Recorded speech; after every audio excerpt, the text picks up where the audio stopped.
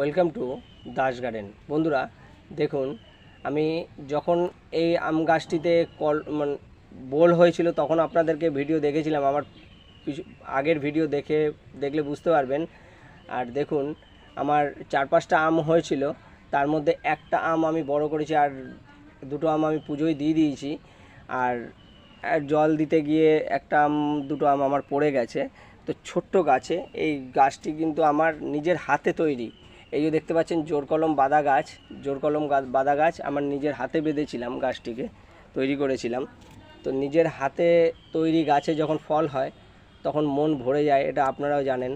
আর এই অতি দাবদাহের মধ্যে অনেক গাছের ফল, আমার এই বড় আম গাছ আছে, এই বড় আম গাছেও আমার ফল পুরো বোল ভর্তি হয়েছিল, কিন্তু বোল থাকেনি, পুড়ে গেছে ম্যাক্সিমাম বোল। আমি কেননা কোনো স্প্রে করি না গাছে,